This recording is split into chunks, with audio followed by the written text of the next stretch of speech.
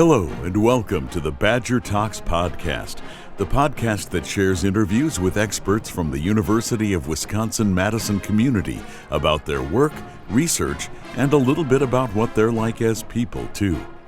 I'm your host, Buzz Kemper.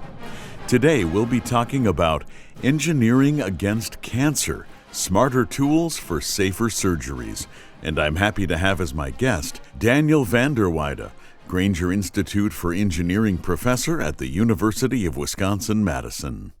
Dan, thank you so much for coming in and talking with me today. I'm really interested to find out how your research is impacting people's health and lives. My pleasure to be here.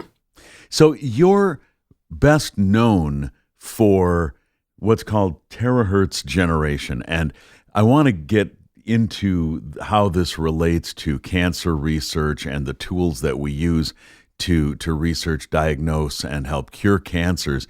But just can you give us a broad overview of what is terahertz generation? We all know what radio waves are, and we know AM radio and FM radio, and there are frequencies to everything, including the colors we see. What is terahertz generation? Well, I got my start in a laboratory at Stanford University that was really centered on electronics as optics or optics as electronics. In other words, viewing things that traditionally were optical with focusing waves and, microscopy and lasers and that sort of thing, and viewing those principles as they are properly viewed as electromagnetics in general. Mm-hmm. So radio on the very low end of the electromagnetic spectrum, or visible light on the very shortwave end of the electromagnetic spectrum, spans an incredibly wide range of frequencies or wavelengths. Mm-hmm. And yet optics and electronics, while they share electromagnetic spectrum, they don't necessarily have too many things in common. We generally denominate frequencies in terms of, multiples of 1,000 hertz, mm-hmm. hertz cycles per second. So megahertz, where many of the radio stations are located, basically FM radio, 88 to 108 megahertz, mm-hmm. is a million hertz, 10 to the sixth. Mm-hmm. Gigahertz, your microwave oven operates at 2.45 gigahertz. That's, again, a factor of 10 to the third higher, so billions of hertz. Right. It's also where all your cell phones operate. Okay. And many radars and that sort of thing. And then moving on, another factor of 10 to the 3 from gigahertz to terahertz puts you in a regime that has thus far been largely off limits to both optics and electronics. I mean, it's too fast for electronics, and it's too slow for optics. Okay. All right. Now, what are optics measured in once we go beyond terahertz? That's a good question. We don't often denominate optics in terms of petahertz because it just gets crazy. Okay. People talk about colors mm-hmm. or wavelengths. So green, for example, the sort of middle of the visible spectrum is around 530 nanometers. So half a micron of light is the wavelength that appears green to our eyes.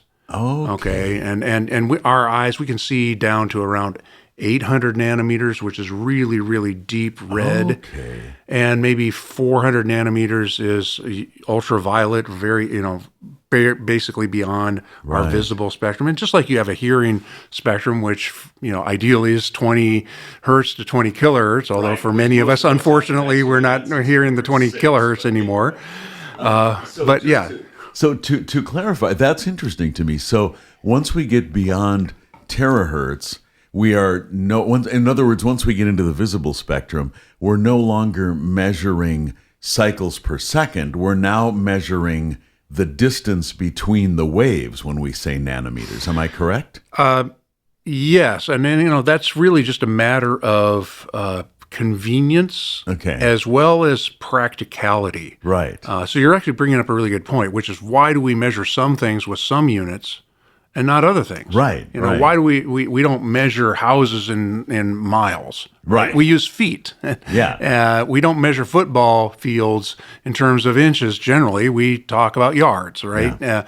So we have units that are appropriate to the scale of what we're attempting to measure. Okay. And just briefly, in optics, you have generally many wavelengths. In fact, generally thousands of wavelengths per diameter of the lens, for example. So objects in the optical space are generally many wavelengths. In fact, hundreds or thousands of wavelengths in extent.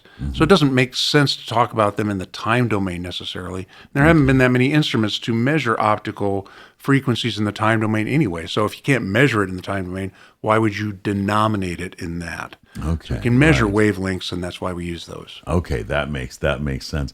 So in your research going into the terahertz realm, that has had, I imagine, a number of practical consequences, outcomes, but one of which is that it has proven to be valuable in cancer research, or at least in developing tools for cancer research. Can you unpack that a little bit? How does the terahertz research lead to research advances in cancers? Well, it's both directly, but probably more importantly, indirectly.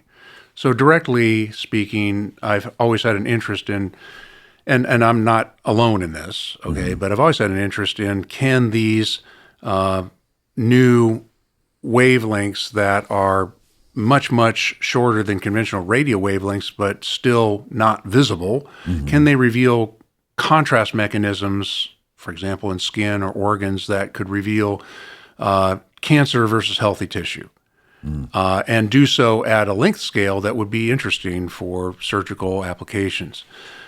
Turns out that generating and detecting terahertz is still not that easy to do. Okay. And so the principles behind these contrast mechanisms, however, are really the core of what interests me in terms of applying electrical engineering to either cancer detection, diagnostics, or treatment, therapeutics. And I've worked in both spaces, and I want to emphasize that this has all been highly collaborative, especially with physicians and practitioners. So it's not a one-man show by any stretch of the imagination.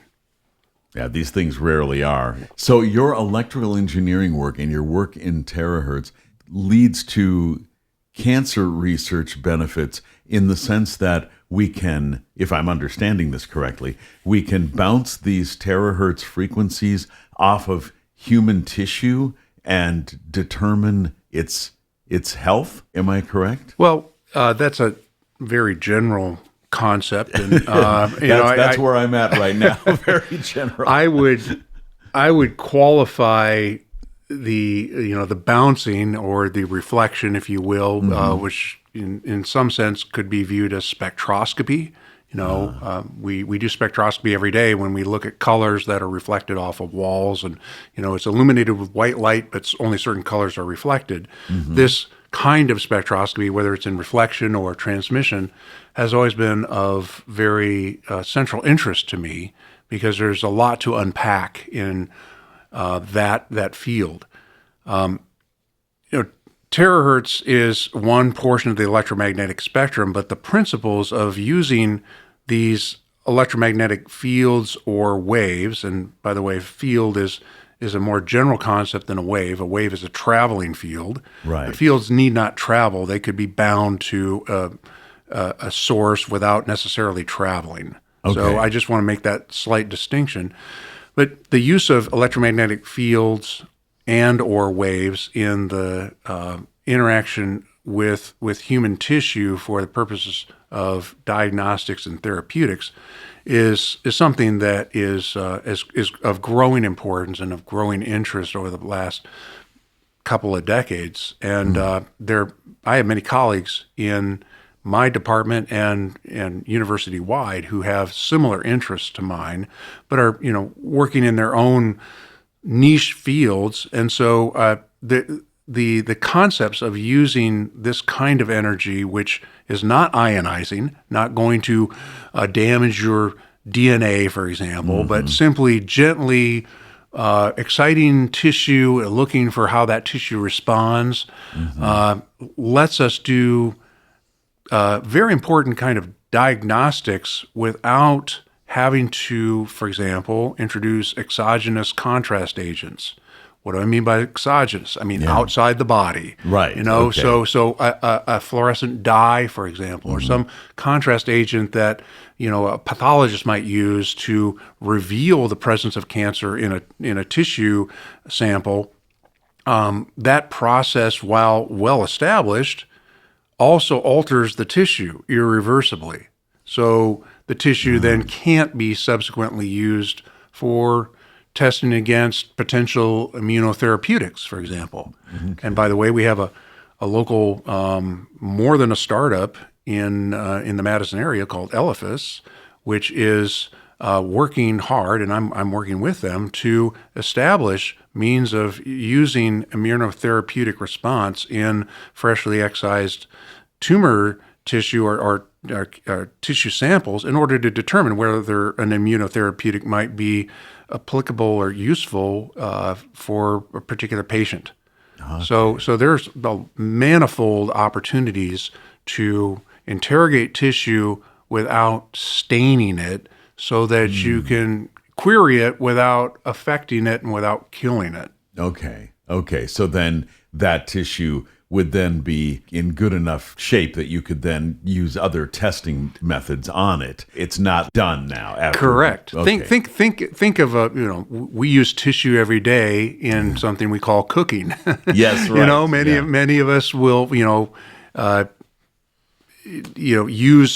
use animal products, meat, and cook it, and have a burger or whatever, even an egg. We fry an egg. That's an irreversible transformation of its proteins. Yes, There's no going back. Yeah, you're right. You can't. So you're transforming it, right? And so you can't. So that's I think of that not only in the context of that irreversible transformation, but also think of sushi. When you have a sushi roll, it's only good when it's freshly made. Right. If it's been sitting there for a couple of hours, you can tell. Yeah. So think of human tissue as very much the same way. If it's not fully fresh, it's not as healthy and representative as it might otherwise be if it were situated in the body. Okay. So this is a really important, and it's a very simple principle, but I'm not sure it gets all the airplay that it needs. In order to get the most accurate diagnosis, you really want to be and not have to use contrast agents. You really want to have that tissue as fresh, healthy, connected to its blood supply and its nutrient supply as possible.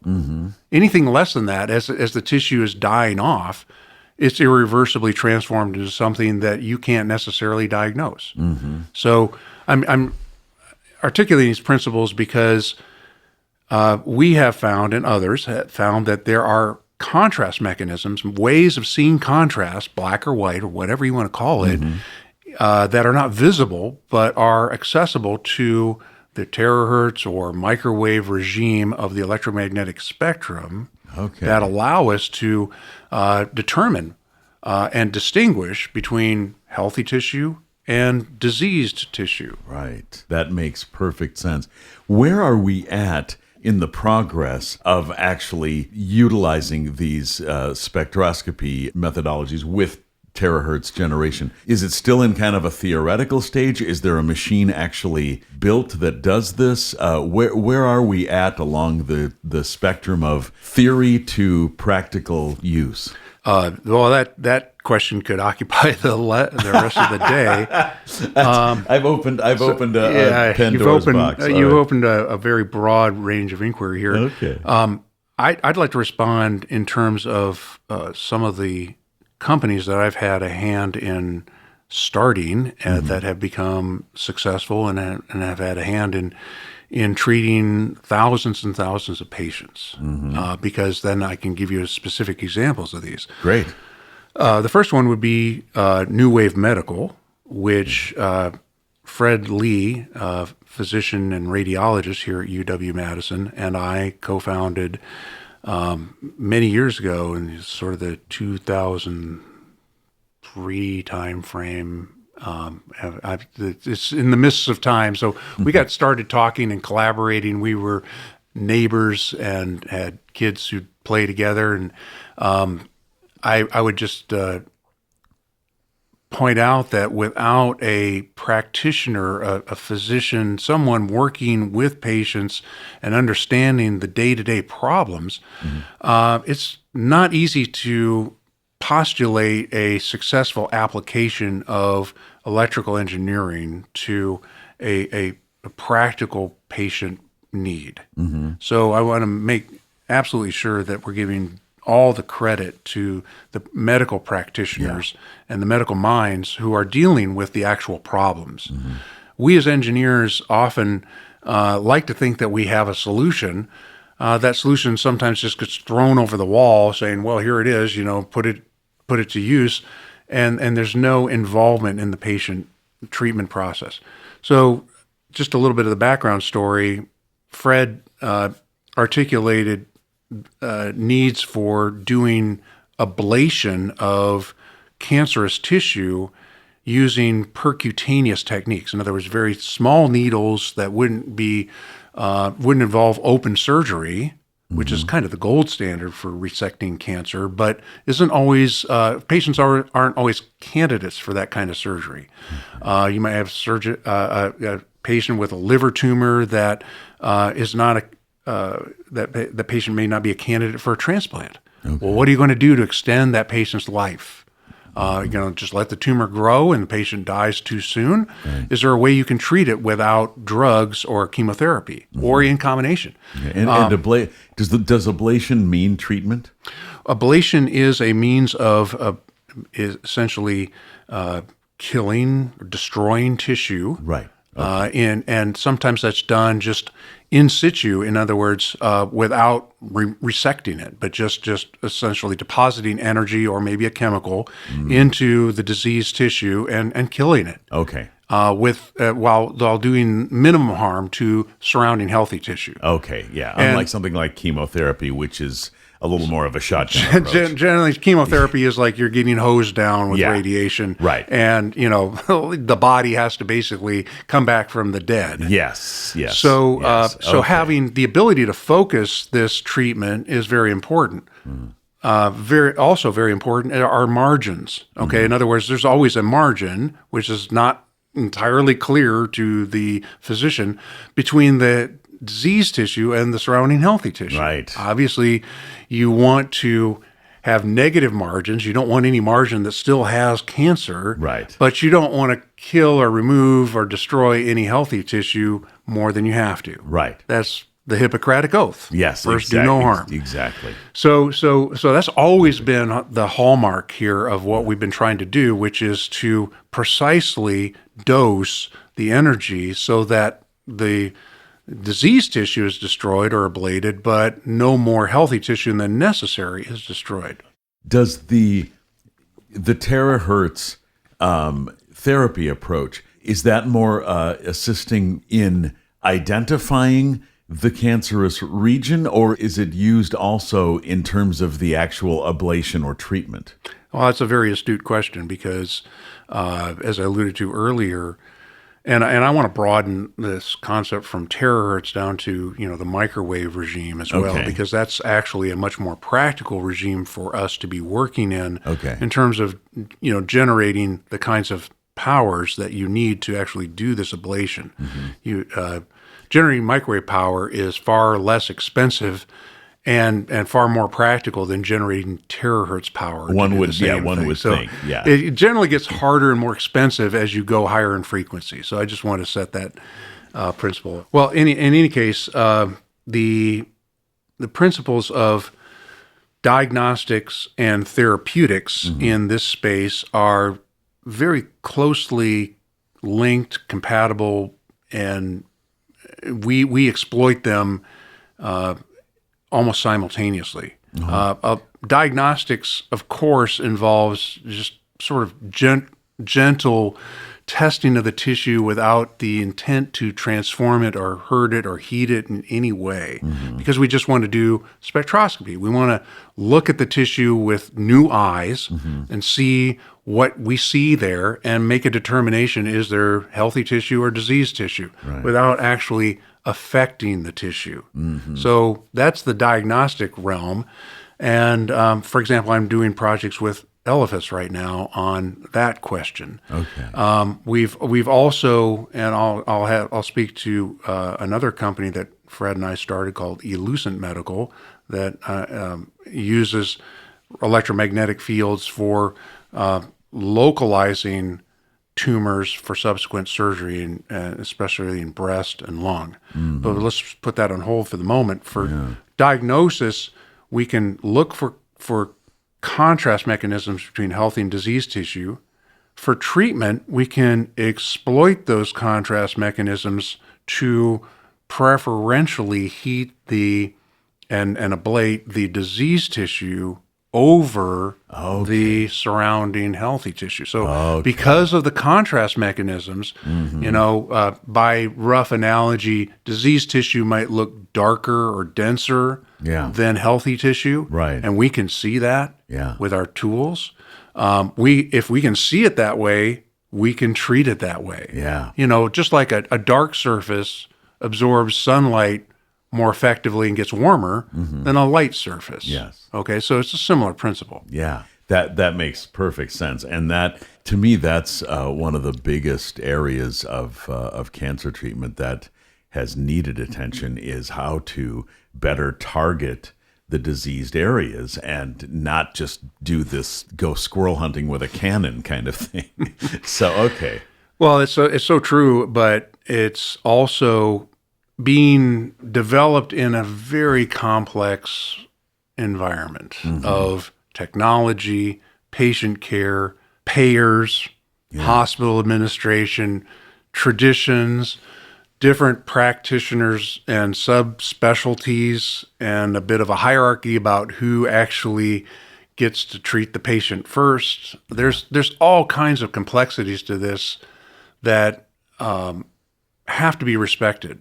You can't simply march into a hospital with the next best tool and say, everybody drop what you're doing and use my new invention. Yeah. It doesn't work that way. Right. Of course It simply doesn't. Right. Yeah. Nor should it.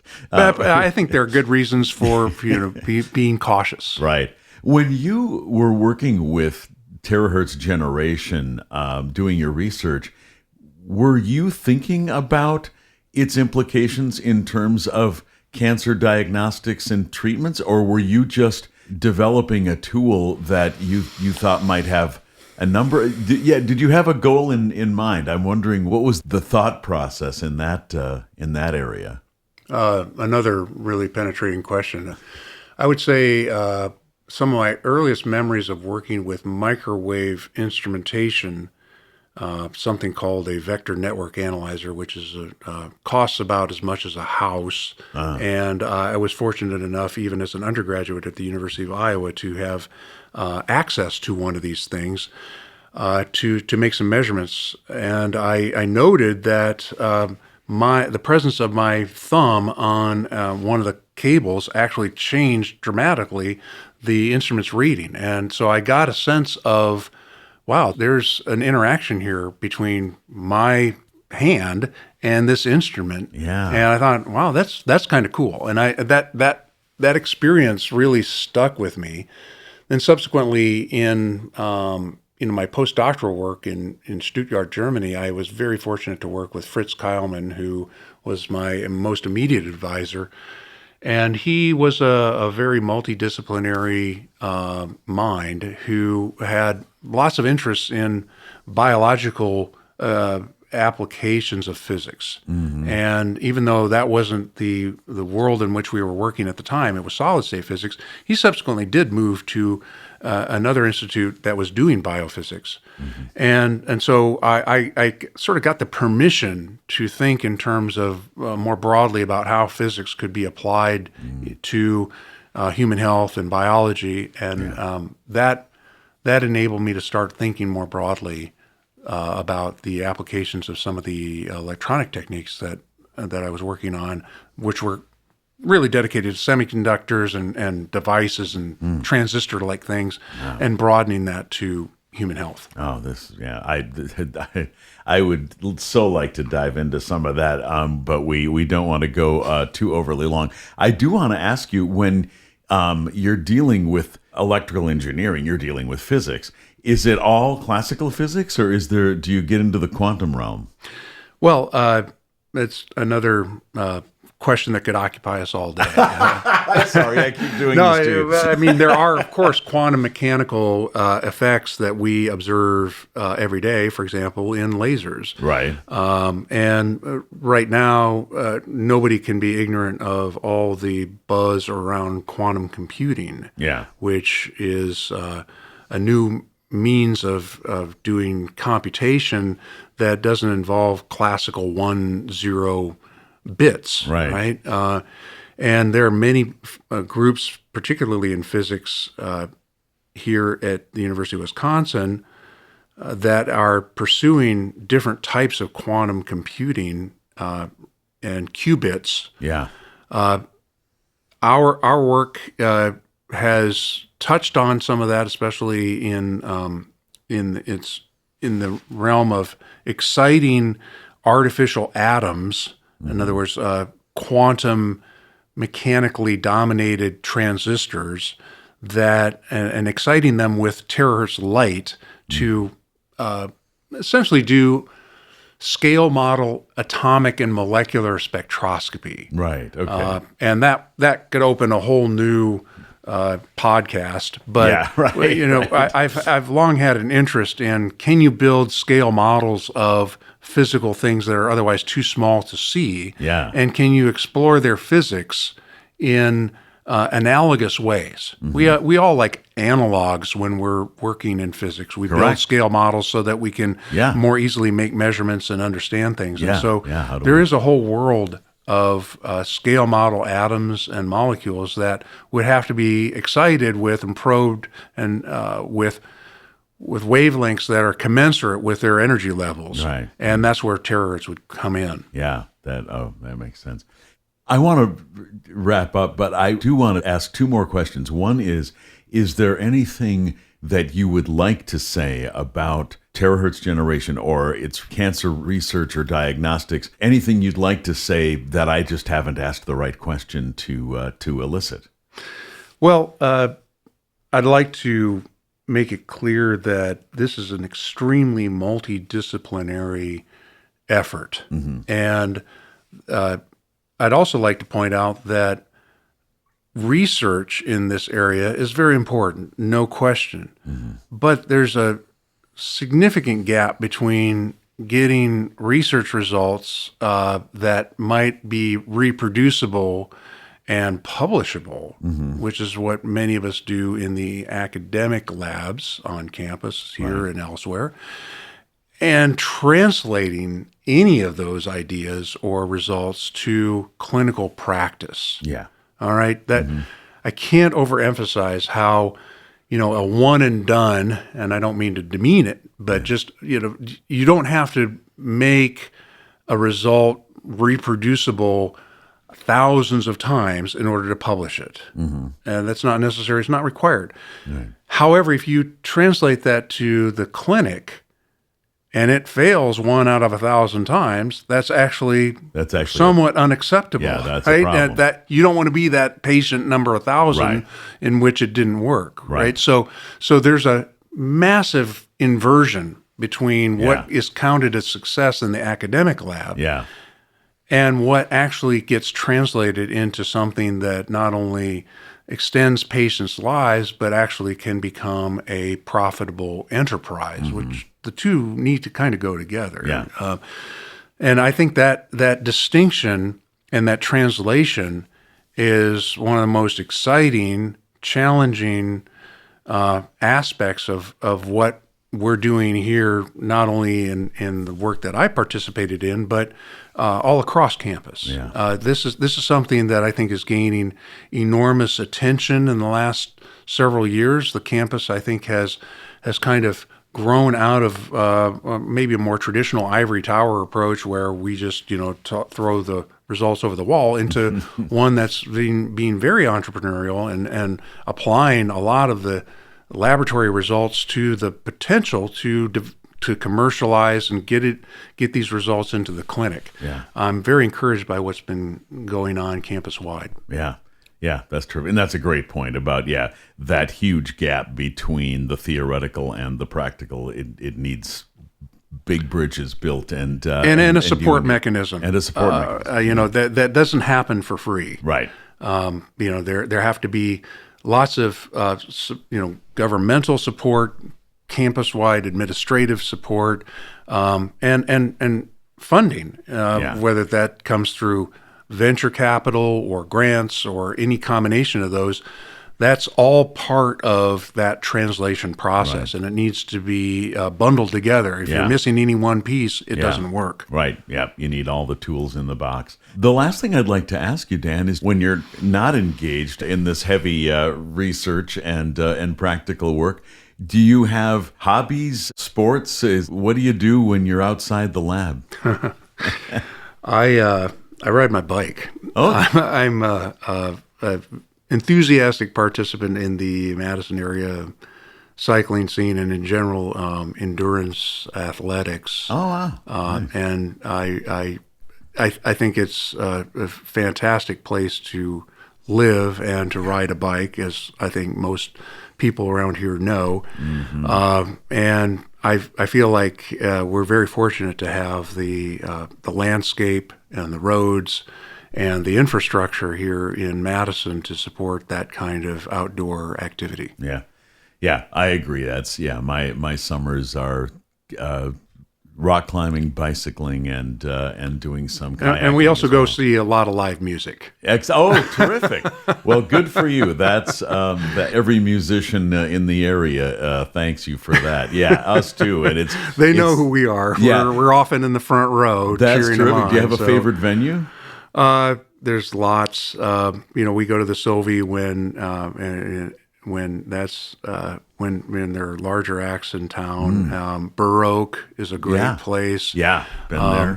I've actually performed at the Baroque. Yeah. And we just have a lot of fun seeing local musicians playing. I know Mama Dig Downs is going to be playing pretty soon. Terrific. Like to see people like that, and horn bands. We've recorded Mama Dig Downs. Yeah, that's terrific.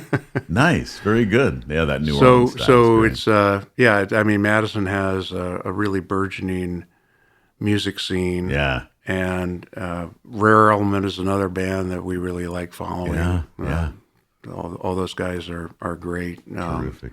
So we really enjoy seeing the variety of music venues and musicians and acts that come through this area. Yeah, I totally agree. It's such a great scene, and I feel like we have just an embarrassment of riches. There are cities much larger than ours that can barely support an orchestra. We have two of them. It's like, I feel like we are really lucky, and this studio is very fortunate to be involved with most of these. Well, in the Overture Center. Yeah, we're there a lot. Greg, stuff. The organist, fantastic. Yeah, recorded him many times. He's a good friend, actually. So there's just so much. It is an embarrassment of riches here, and it's way outsized for the population. Yeah, and people who don't appreciate that really need to get out and support local music. Yeah, absolutely. Couldn't agree more. Dan, what a treat. Thank you so much. This has been very clarifying. I had no idea that this world existed. And so thank you for your work and your research, and thank you for coming in today. You're welcome. Thanks for the opportunity.